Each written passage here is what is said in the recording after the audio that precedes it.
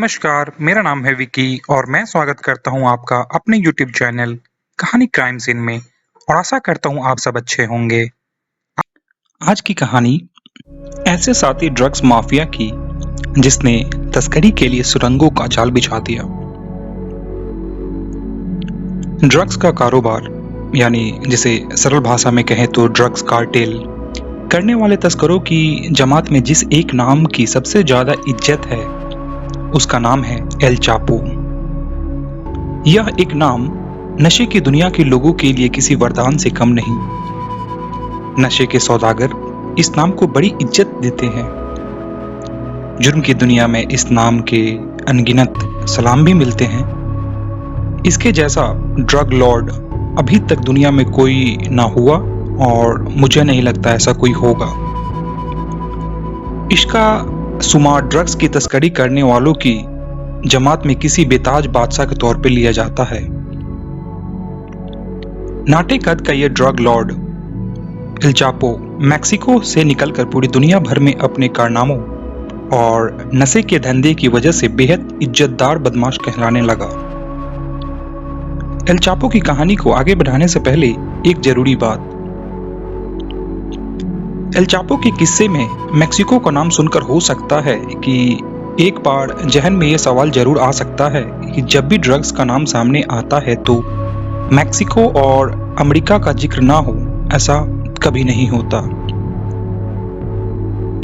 Drugs का मतलब हर बार Mexico ही क्यों होता है? सवाल यह उठता है कि आखिर क्यों? सबसे पहली बात कि मैक्सिको की धरती पे जहां पड़ती है वहां की आबो हवा और अमेज़न की वर्षा वन की वजह से वहां की जमीन का उपजाऊ ताकत कुछ ऐसी है जिसकी मिट्टी से हशीश, कोक और अफीम के खेती में पैदावार बेशुमार होती है। यानी यह भी कहा जा सकता है कि नशे की चीजें जिन पेड़ या पौधों से निकलती है उनको मैक्सिको की आबो हवा बेहद रास आती है।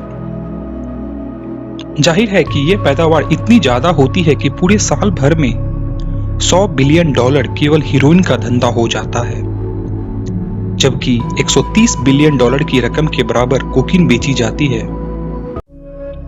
कुल मिलाकर ड्रग्स कंट्रोल सोसाइटी के आंकड़े के मुताबिक दुनिया में हर साल करीब $400 बिलियन के नशे का कारोबार होता है।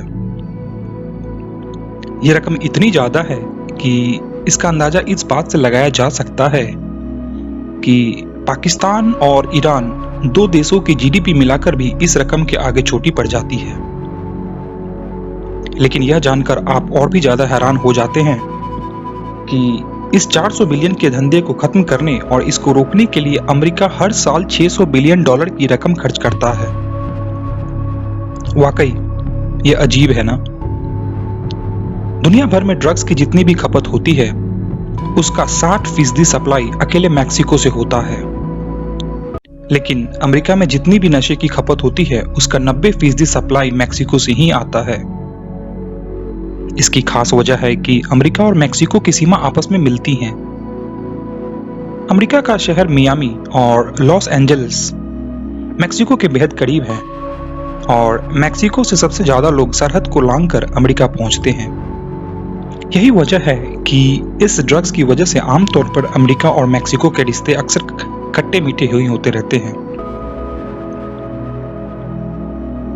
1957 में एल चापो जब छोटा था तभी से उसका वास्ता नशे की दुनिया से पड़ गया, क्योंकि वह जिन खेतों में अपने पिता का मदद करता था वह खेत किसी और चीज के नहीं थे बल्कि गांजा और अफीम के खेत थे।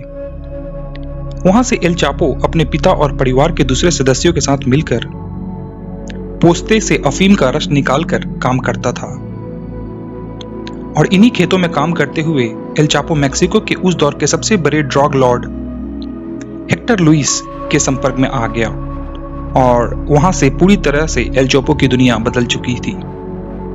हालांकि कहते हैं कि अपने पिता के हाथों जमकर पिटाई की वजह से ही बगावत करके एल चापो ने इस कारोबार से अपना जुड़ाव किया था और उसे एल चापो उसके छोटे कद की वजह से कहा जाता था। नशे के कारोबार में अपना नाम और धंधा चमकाने के लिए एल चापो ने सबसे पहले मैक्सिको से अमेरिका तक जाने के लिए अलग अलग रास्ते तैयार करने में महारत हासिल की। ड्रग लॉर्ड हेक्टर के लिए एल चापो ने जब जमीन के भीतर सुरंग के जरिए अमेरिका तक ड्रग पहुंचाने का रास्ता बनाया तो नशे का कारोबार करने वाले दुनिया में तहलका मच गया और अमेरिका का सारा निगरानी धरा का धरा रह गया था। लेकिन 1988 में एल चापो ने खुद अपना कार्टेल तैयार किया और फिर उसने कभी पीछे मुड़कर नहीं देखा। एल चापो ने मैक्सिको से लेकर अमेरिका तक सुरंगों का ऐसा जाल बिछाया कि नशे पर लगाम लगाने वाले तमाम एजेंसियों के होश उड़ चुके थे। एल चापो के कदम सिर्फ अमेरिका तक ही सीमित नहीं थे, बल्कि उसने अपने नशे का धंधा यूरोप तक पहुंचाया। कहते हैं कि अमेरिका में नशे की सबसे ज्यादा सप्लाई जो कार्टेल करता था वह था एल चापो का कार्टेल और एल चापो उसका मुखिया। सुरंग बनाने में तो जैसे एल चापो को महारत हासिल है, शायद उसके सुरंग बनाने की इसी खासियत की वजह से अमेरिका के जेल अधिकारी भी उसके नाम से थर्राते हैं, क्योंकि वो अमेरिका की कई जेल से सुरंग बनाकर एक दो बार नहीं बल्कि अलग अलग जेलों से सुरंगे के जरिए भाग चुका है। एल चापो को अमेरिका में चूहा भी कहा जाता है, क्योंकि वह जब भी पकड़ा जाता है जेल में ही सुरंग खोदकर वहां से भाग जाता था। 2001 में एल चापो ने पहली बार जेल से भागने में कामयाबी पाई।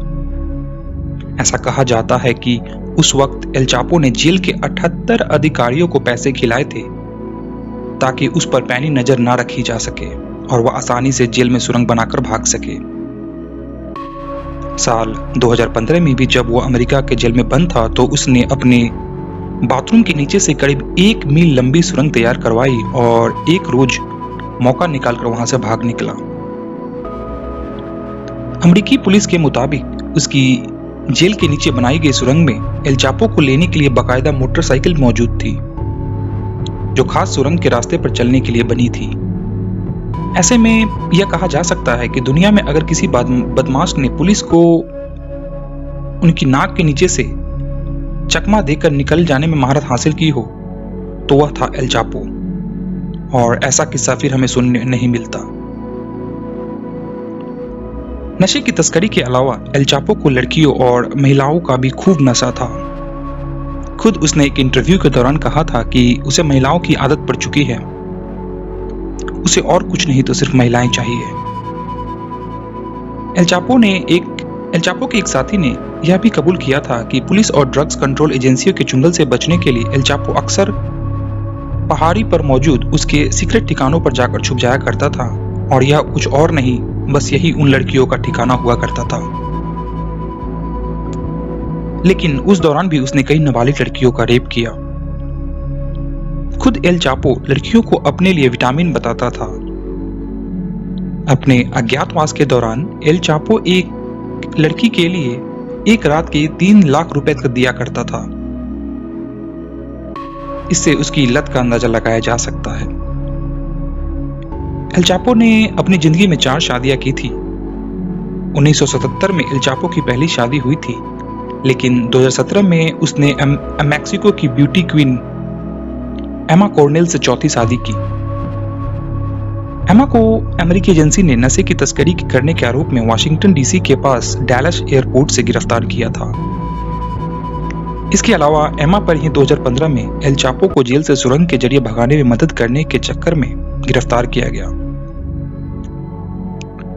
उस वक्त एल चापो को मैक्सिको की सबसे महफूज कहे जाने वाली जेल में रखा गया था। नशे के कारोबार से एल चापो की कितनी दौलत कमाई हुई इसका सही आकलन तो नहीं किया जा सकता। अलबत्ता 2009 में फोर्ब्स मैगजीन ने उसका जिक्र दुनिया के सबसे अमीर लोगों की फहरिस्त में किया था और उसे 701वां स्थान दिया गया था। अंदाजा यह है कि एल चापो ने नशे के कारोबार से $1 अरब से ज्यादा की संपत्ति कमाई थी। अपनी दौलत को बेशुमार खर्च करने के साथ साथ अपनी ऊंची पहुंच के लिए भी एल चापो का नाम लिया जाता है। उसकी पहुंच का अंदाजा लगाने के लिए केवल यह जान लेना ही काफी है कि कोरोना महामारी के दौरान जब दुनिया भर की सरकारों ने लोगों को अपने घर में रहने की हिदायत जारी कर रखी थी, उस दौरान मेक्सिको के स्वास्थ्य मंत्री खुद चलकर एल चापो की मां से मिलने पहुंचे थे और उनकी खबर ली थी। एल चापो 2017 से ही अमेरिका के सबसे मजबूत कही जाने वाली जेल में बंद है और उस पर हर वक्त सीसीटीवी की निगरानी होती रहती है। और ऐसा इसलिए क्योंकि अमेरिकी अधिकारी को पता है कि एल चापो ऐसा चूहा है जो किसी भी जेल को तोड़ के और सुरंग बना के भाग सकता है,